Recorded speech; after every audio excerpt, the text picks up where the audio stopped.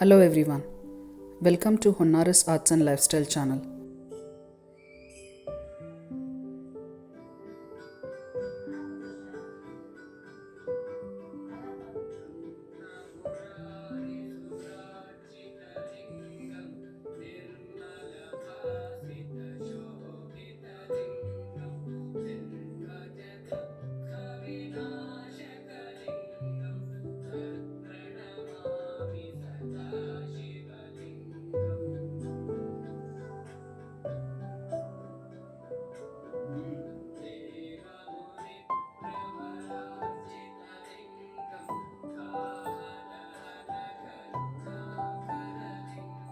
Today, I will be briefing you about the rituals which needs to be followed in Kartikai Deepam or Kartika Masa.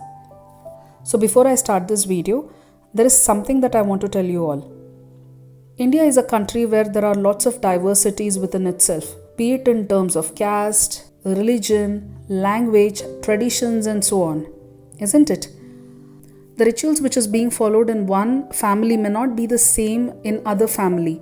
So that is the amount of diversity that we have. So that is the reason why I think we all should accept that the rituals that we all follow may differ here and there. The reason why I'm telling you all this is because the rituals that I'm going to tell you today are the ones which are being followed within my family. And if some of these rituals does not match with what you are following, I request you all to please ignore this particular video or the points that is not suitable for you.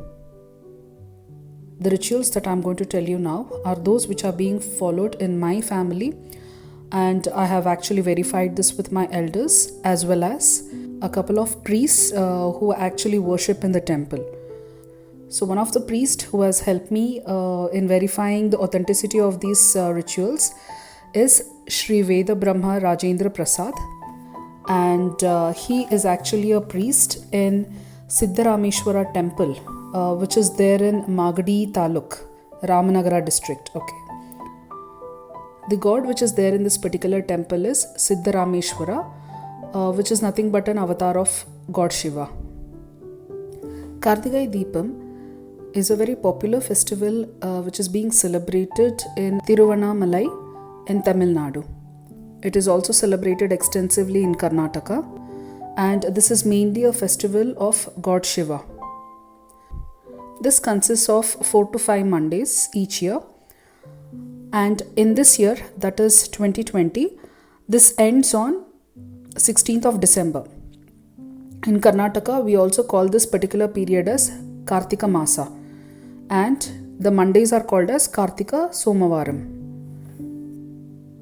The mythology behind Kartikai Deepam goes something like this.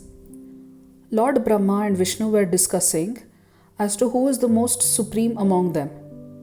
So when this discussion was going on, Lord Shiva kept observing their argument.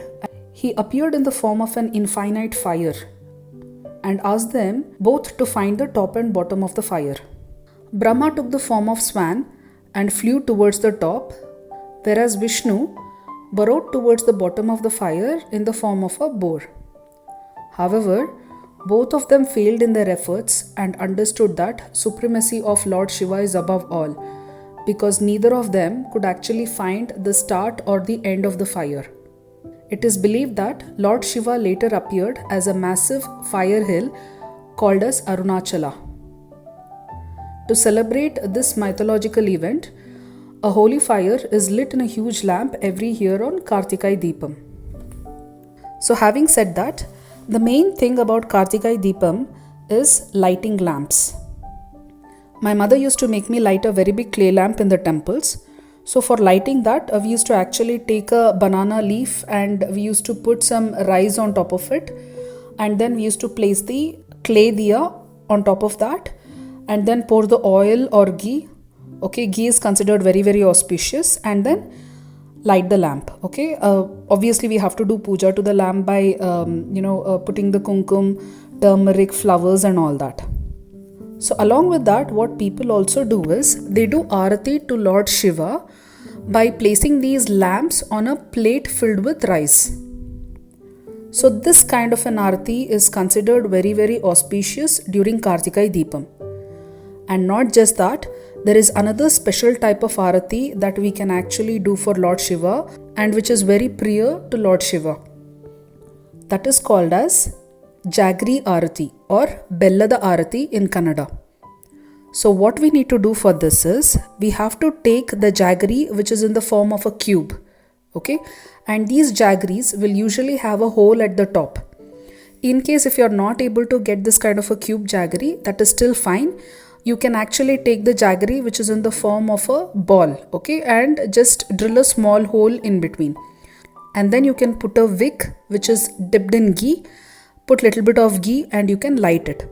So you will have to keep 2 of these jaggeries in a plate filled with rice, and then you will have to put kumkum and turmeric and flowers and light these jaggery lamps, and you will have to do arati to Lord Shiva during Kartikai Deepam. Usually most of these rituals are actually followed during Mondays of Kartika Masa, okay? But you can as well do it throughout the Kartika Masa. That should not be a problem at all. And for these jaggery cubes, you also get small sizes in case you don't want to use the big size. The next ritual that most of them follow is that they do not eat non-veg. So all of them, they actually consume only vegetarian food. And on Mondays, many of them do not eat rice. The people who do not eat rice are the ones who would have actually placed a arike or mannat in front of the god, saying that, okay, this is what I wish for, and because I want my wish to be fulfilled, this is what I'm going to follow, okay, that I'm not going to eat rice during Kartika Somavaram. And not just that, on every Monday during Kartika Masa, many people eat food from a plate which is made of leaves, and there is this special leaves which is called as istri leaf, okay, and this is how it looks. In the olden days, when people could not get this banana leaf, they used to actually use these kind of plates to serve food for everybody during a festival or during a occasion. So even I myself have actually eaten food from this particular plate. It seems that eating food in this particular plate is very, very auspicious during this Kartika Masam. And in these days, this istri leaf plate also come like this, okay, so that the food which is there inside, it doesn't spill. Now, everybody is aware of people eating on the floor, right? So many people in South India, they actually eat on the floor during a festival or during a wedding functions and so on. So when we are eating on the floor, we actually eat it on banana leaf, isn't it? But during Kartika Somvaram, those people who have actually asked for a wish, that is harike or mannat from the god, they also do something called as Bhu Prasada. The meaning of this is, you actually eat the food which is served on the floor directly, okay? So you just clean the floor neatly with a cloth and some water, and then the food is actually served on the floor directly without a plate or a leaf, and people eat the food directly from the floor. And this is also considered very, very auspicious, and people who actually follow this particular Bhu Prasada ritual, they eat only one time in a day. Now, coming to the Abhishekam that we actually offer to Lord Shiva during Kartika Deepam, there is already a video in my YouTube channel for Durga Abhishekam.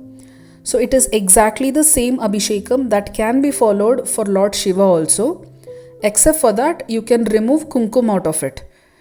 But even if you don't remove kumkum, and even if you want to use kumkum, that is still fine, because Shiva is nothing but Ardhananeshwar. So he also has Parvati within himself.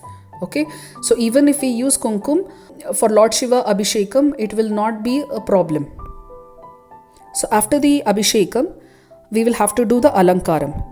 So to do the Alankaram, there are about 3 types of favorite flowers or leaves for the Lord Shiva. The first one is called as Kanagle flower in Kannada. We call it as Kanagle Huva. In English, it is called as oleander flower. And this is how it looks. So there are various colors in this. You get baby pink color, then you get Rani pink color, then you get only 1 round petals, then you get 3 round petals. You also get this in white color and so on. This is something which is very commonly available in South India, especially in Karnataka. I don't know about the other places. And I myself have got about 4 or 5 plants in this particular variety. So it seems that Lord Shiva loves this particular flower. And apart from that, he also likes something called as Tumbe Huvu in Kannada. In English, it is called as common leucas. And this is how it looks. It is this tiny white flower which we can actually find everywhere. In case if there is an empty land, without any construction being done, so these kind of plants actually grow there also. And sometimes we consider this as weed, but it is not a weed. And this is very, very auspicious for Lord Shiva. And believe me friends, you just need to have only one of these plants. And this plant, one thing, it never dies. And the second thing is, this one plant will actually give birth to I don't know how many plants. So if you can get one of these plants, you're going to have enough flowers in your house to offer for Lord Shiva. So in this we also get this pink color and we also get red color. So I have used this red color Tumbe Huva in my Rudrakshi Alankaram for Lingu. As you can see, the red color Tumbe Huva is actually placed at the bottom of the Lord Shiva. However, though there are multiple colors which are available, it seems that the white color of common leucas is very, very auspicious for Lord Shiva. And along with this, more than anything else, we also get Bilva Patre. Okay, and this is something which is the most favorite for Lord Shiva. And these kind of trees, you're not going to get it everywhere. Okay. And it's considered that even if you can offer one single Bilva Patra to Lord Shiva, that itself is sufficient to please him.